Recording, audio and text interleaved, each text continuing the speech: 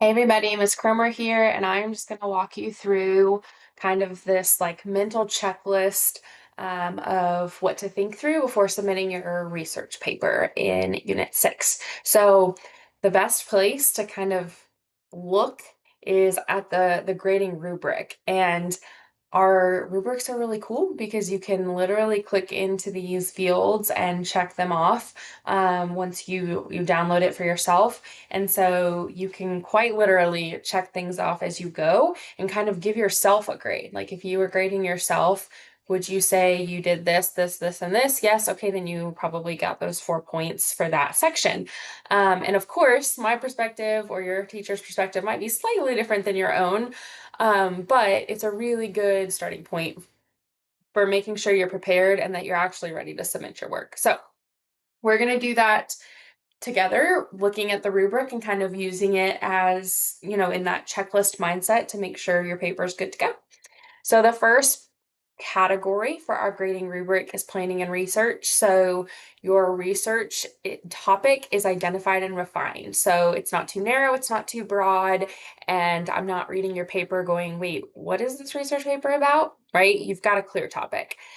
Your plan is created and followed to gather research on a complex, multifaceted topic. So we talk about our central question and supporting questions. And so you've got the research to kind of beef up each of those sections. And then appropriate and relevant sources. You don't need to worry so much about print versus digital because everything we do these days is digital. So it's just fine if all your sources are digital, but you do need to have the required 3 sources, and you should be making sure that those are credible, right? Just a reminder that Wikipedia is not a credible source. And that your research is critiqued appropriately. So when you present evidence from your sources, you should also then analyze it. You should also then have some follow-up, like we're not just dropping quotes from our sources and then letting the reader figure out how to connect the dots, right? We're connecting the dots for them. So if you can mentally go, yes, yes, yes, yeah, I did that. Okay, then you'll probably get those 4 points. The next category is research text. So your introduction clearly states your research question. Your techniques are, you have techniques to engage your reader. We've been talking about this all year long. So figurative language, make sure you're using adjectives, make sure you are speaking formally, all of those good things. And then your body paragraphs are going to each respond to one of your supporting questions. Your research is including vocabulary you might have recently learned, or just it should sound like you are an end of the semester 10th grader, not baby 10th grader, right? So let's use some of those fancy words we've learned for our ACT word of the month or whatever it might be. And let's start integrating some of those fancy words that we were learning. And then your conclusion supports all of the ideas in your text. So you're not bringing any new ideas into your conclusion. You're just closing the circle. You're wrapping it up with a pretty bow. You're summarizing your paper. So if you do all that, 5 points. So presentation, this is important to note. This whole section talks about a presentation and slides and recording yourself.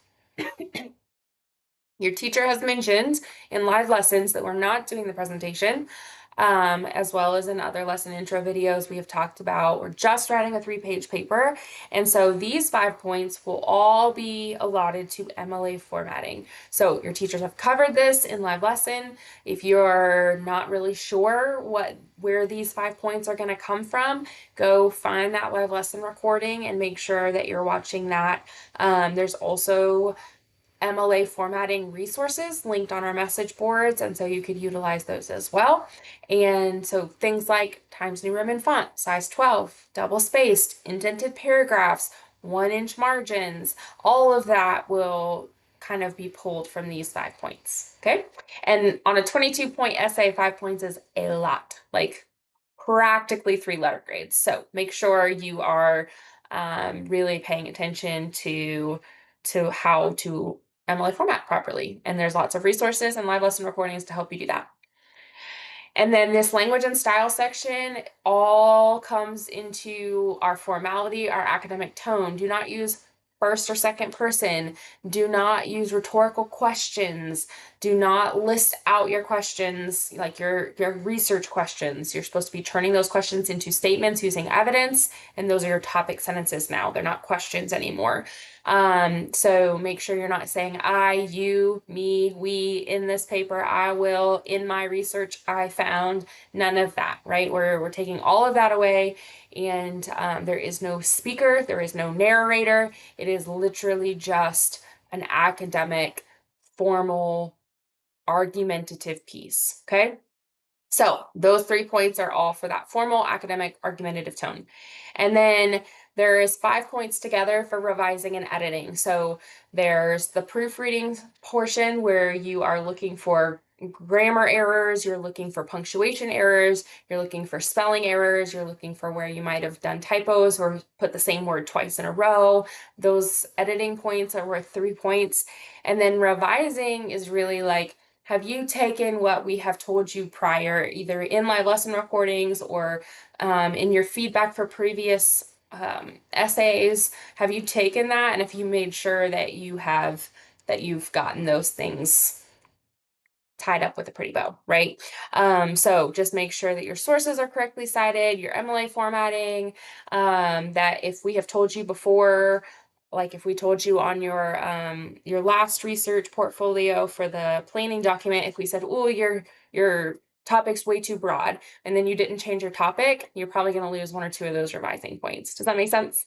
You can't answer me, but that's okay. Hopefully it makes sense. So if you have any questions, please reach out to your English teacher. We'd love to clear the air. But this is a really good place to start before you decide to pull the trigger and submit your paper. So hope this helped.